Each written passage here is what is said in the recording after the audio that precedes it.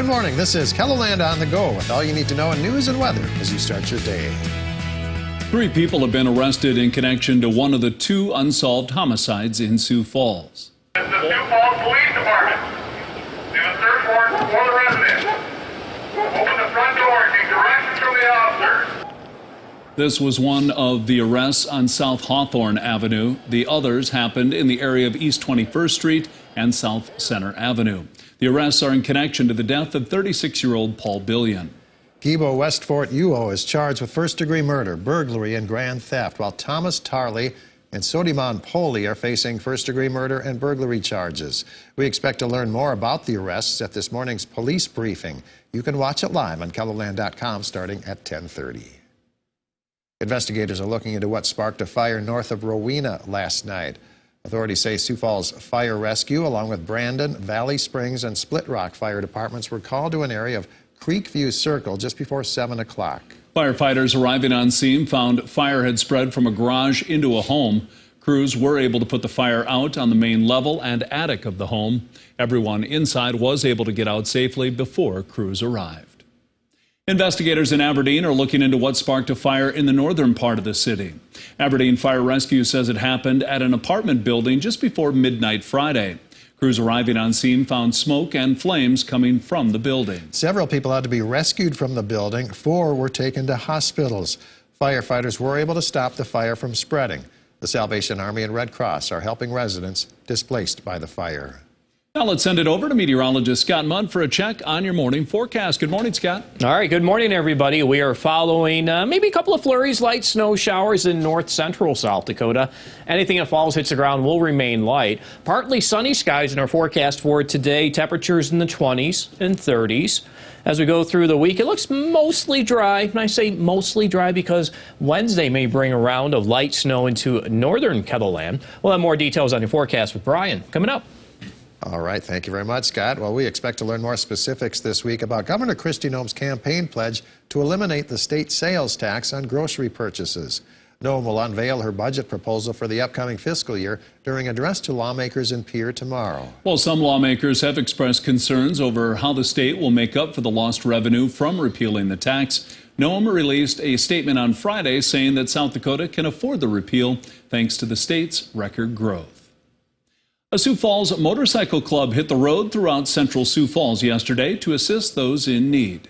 Every Sunday for the past 5 years, the motorcycle ministry group, the FAM, travels to homeless shelters in Sioux Falls handing out food. The group visited the Union Gospel Mission, the Bishop Dudley Hospitality House, and Siouxland Library.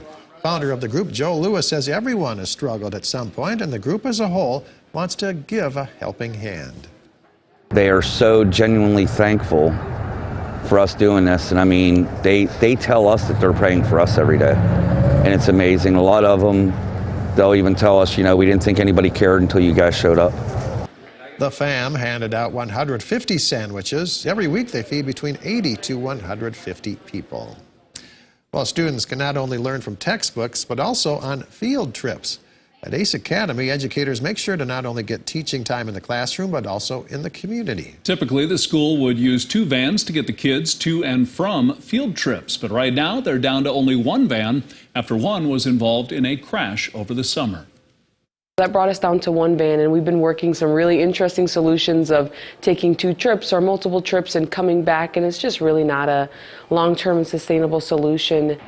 They started a fundraiser in November to raise the money to replace that van, but then the catalytic converter was stolen from the other remaining van. Right now, they have a fundraiser of $30,000 underway to buy a new van. That's a look at some of our top stories. Now let's get one last look at your weather with meteorologist Brian Karstens. Brian? Okay, this morning's weather, well, a few slick spots on the road south of Sioux Falls, a little overnight mix of a little rain or freezing rain affecting some communities down toward Yankton, Vermilion, Beersford eastward. It's not everybody, but just some patches in there to be aware of. Otherwise, this afternoon's weather map looking at a few flurries generated here central and west, just enough to verbally mention that. Overall, I would say fairly seasonable temperatures. A lot of folks will be in the upper 20s to low 30s for highs. Tonight on the weather maps, we're still overall pretty quiet, although I'll bring up maybe a few more flurries in the north. And then tomorrow, the biggest factor here, we got a little warm up. We're going to get in the 30s, Sioux Falls, hopefully a little warmer than maybe 34, 35. We may be adding a bit to our temperature forecast. I would also say the Northwest is colder, single digits dropping up there toward Buffalo. So again, a little piece of that cold's going to break off. The one result from that will probably be snow,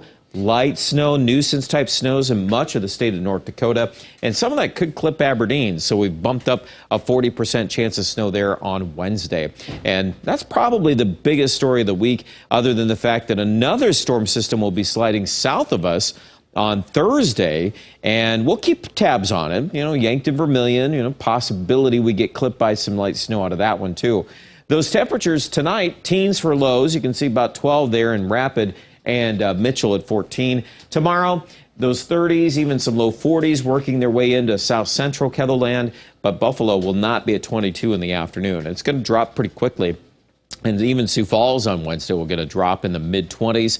I'm expecting 30s after that, and we'll insert that 20% chance of snow on Thursday. I think right now for Aberdeen, it looks like the best shot at some snow will be Wednesday. Then seasonable temperatures. We get to hold off the Arctic air for a little while longer. And also it looks like for Pierre and central South Dakota, mid-20s on Wednesday, but back to 40 degrees on Friday.